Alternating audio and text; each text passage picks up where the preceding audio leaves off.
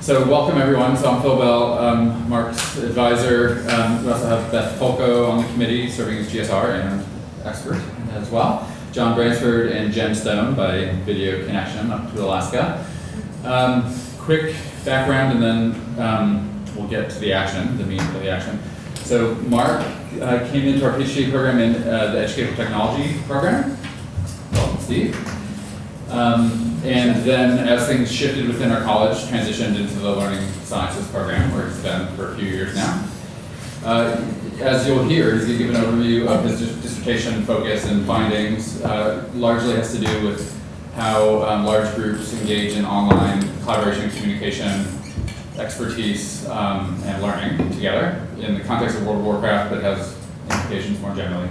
He has a long history in gaming as a player, designer, and as a researcher, and very pleased that he's been able to juggle those multiple hats that he wears to productively get to the point where he is today, which is... Are we sure this is him? This is. I had to do a double take. I've never seen Mark in a tie. But it's all good. So he's been able to juggle these multiple things to get to the point today of having a really compelling, insightful dissertation that's going to be defended. So congratulations to him. He's the single individual who early on started orienting me to video gaming culture. He showed up in a couple of my classes. We started exploring those things together. He was originally an advisee of Bill Wynn when he came in, or you worked with Bill. You had some connection yes, with Bill. I worked with Bill. I was originally with Reed, and then I switched to Jen. And then you switched to Jen. I know you dedicated your dissertation to Bill Yeah, and nice dedication. his network of folks who were tied in there in the college. And so we kind of have worked with Mark in different ways. He's been a great citizen in the college generally, deeply involved in the teacher education program for several years, teaching courses there through the revision and helping us think about technology and teaching. He's taken on leadership responsibilities in the Life Center over the last couple of years especially, kind of getting into more of a senior student role, helping bring new people into things. And he provides a lot of social glue and positive energy within our research group specifically. So I think you all know that he's a very kind of caring and just individual. He walks that set of commitments, and you'll see that in his work and how he orients to issues of equity and fairness within the gaming context, but then also in other contexts as what's, for example, the Educators for Social Justice group within the college. So that's the quick primer for Mark. For those of you who don't know all the different aspects, or some different aspects, the format for today, we're going to have a public session and a private session. So for about 25 minutes or so, he'll give an overview of the dissertation. We'll see how long that actually runs. And we'll cut him off if it goes too long. We'll have we should have some time for large group conversation and questions as a group. And then we'll ask you to leave while the committee actually does the formal defense and deliberation around the dissertation, and then we'll come to a close probably within around the 2-hour mark or so, maybe a little bit before, we'll see.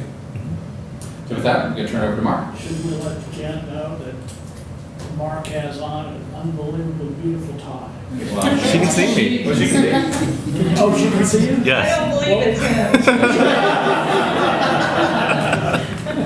Part of the strategy, just stun us all. Right. It's over, actually. That's my presentation.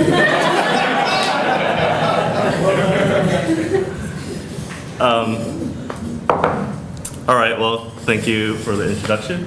And there's a ton of stuff to cover. So I'm going to go through as quickly as I can. There are parts that I expect you probably have no idea what I'm talking about. And you can just ask me in the Q&A part. So we have both gamers and non-gamers in the room, so I'm going to be glossing over both gaming things and possibly academic things to try to also hit upon all of them for everyone. But anyways, I look at expertise and collaboration in a group of World of Warcraft players. And I thought it'd be nice to start things off with a little bit of video so that so for people who haven't seen the game before, they can see a little bit of it.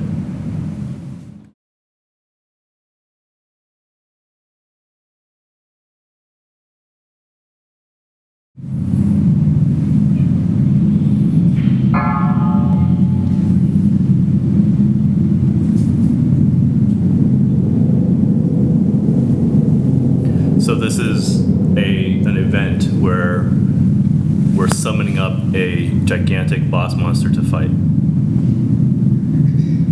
To fight against. Yes.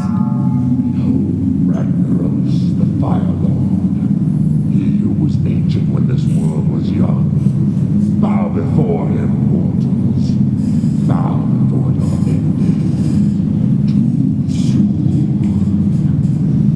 You have awakened too soon, executors.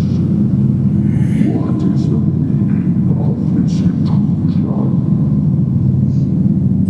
These mortal infidels, my lord. We've invaded your sanctum and seek to steal your secrets. You allowed these insects to run rampant.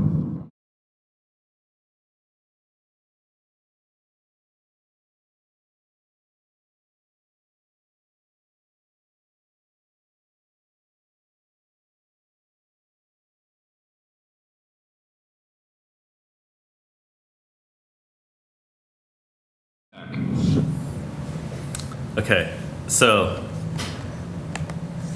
I thought it would be important just to see a little bit of video of the main event that my dissertation covers, this fight against Ragnaros, which is that gigantic fiery guy in the middle.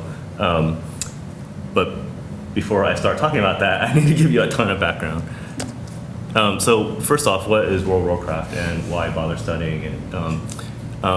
I am part of Phil's Everyday Science and Technology group, and part of being that is sort of valuing learning and expertise in all sorts of settings, in informal settings, formal settings, and the sort of pathways that people take across settings and across time through those settings. So it's sort of like you can develop expertise in non-school stuff, right? And that stuff is very meaningful and consequential to people through their lives. And so how can we as educators help those people be successful in everything that they partake in, right? So this setting that I've chosen mostly because I have expertise in gaming, and so I thought I would be most useful to the world if I were to study gaming. But anyways, World of Warcraft is a massively multiplayer online game. What that means is there's a ton of people online at the same time. And so when you log in, so in this screen, I'm this guy right here. When I'm in there, there's a whole bunch of other people around me playing at the same time. And it sort of follows this a tradition of MMOGs, starting actually with MUDs and things like that, and then moving on to like Ultima Online, EverQuest, and things like that. What's interesting, I think, why it's important to study is that it's really, really popular, and a lot of players, a lot of kids are playing it, a lot of adults are playing it. To give you a sense of how sort of successful it is, in 2006 was when I was doing my data collection. There were 6 million players. Now there's over 11.5 million players. This is worldwide. When it first came out, Blizzard Entertainment, the people who made it, they were hoping to get 500,000 subscribers. And so when they got 6 million within a year and a half, pretty much, they had a ton of money. What's the cost? So to play the game, each subscriber is paying about $14 a month. So they're, Not bad. times 11.5 million per month, right? Not bad for the player. Right? And it's so popular that it's starting to seep into popular culture. You see commercials on TV for the game now, with Mr. T or Ozzy Osbourne, and you see a whole bunch of internet memes are coming from the game and also perpetuating in the game. So what is it actually? It's a role-playing game in a fantasy-based genre, which basically means it sort of follows the tradition of Dungeons and Dragons and Lord of the Rings. When you create a character, so you're creating this avatar to play in the game, you choose what type of character you're going to be playing.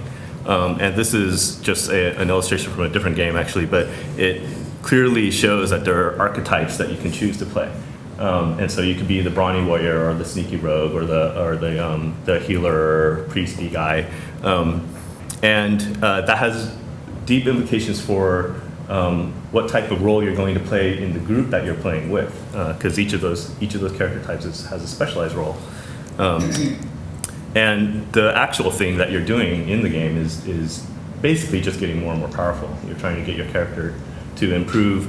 The ways to do that is to complete quests. So like there's somebody in the game that's controlled by the game, it's not controlled by another player.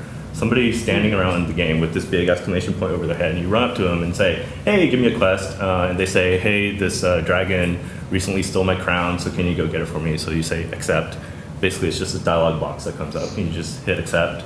No one actually reads the text. And you go off and do it, and then you kill the dragon. You get what's called an XP, experience points, and the dragon also drops loot, what's called loot or equipment. So the dragon will have on its body the crown that you were trying to get, and maybe it'll have a sword too. So the way to improve your character then is by you get that loot, which makes your character more powerful, but then you also, through gaining those experience points, if you get enough of them, then you gain what's called a character level, or a level, which is pretty common in video gaming, leveling up. So that's the game. What I actually study is this large group activity of up to 40 players. So with my group, it was 40 players at a given time. And this activity is called raiding, which basically there's a level cap to the game. So you're gaining levels and everything, but then eventually you hit level 60 back in 2006. Now it's level 80. And you can't get more powerful. You can't get any more levels. So the only way to get more powerful after that is to get better and better equipment. And the only way to do that is to kill these really powerful monsters called boss monsters. And those boss monsters drop the best loot. But you can't kill them by yourself, so you have to join a group of other players in order to kill those monsters. That activity happens in these dungeons or zones called instances. The zone that my group went to is called Molten Core, and this is just a shot of what Molten Core looks like. It's this fiery cave system with lava elementals and things like that to kill. So it's highly coordinated. Each of you is playing the specialized role, right? Dependent on the character class that you chose to create. And it might take a year before you even get to this raiding activity. So the choices that you make early on are consequential to, that was bad, what you have access to, even like a year later. Do you know that a year before, the consequences, or does that just happen? When I first started playing, I didn't even think of raiding at all, right? I mean, the game itself that whole genre was completely new to me. So I think some players who go in, who have experience with EverQuest and stuff like that, have that in mind when they create a character. But for me, I didn't at all. One other question: this is synchronous when you're writing, right? Not asynchronous. Yeah. I'll talk about the participants in a sec, but basically we're all online at the same time. Yeah. And to give you a sense of the sort of organization and leadership tasks that are required, there's another student who defended last month at Madison, Moses Wolfenstein, and his dissertation was on leadership tasks involved with raiding in World of Warcraft as compared to school leadership tasks. And this is this chart that he came up with all the different tasks that are needed to be successful in World of Warcraft. And also, just another thing, Byron Reeves wrote that book last year, Total Engagement, which is just, what do MMOGs have to teach us about management in business?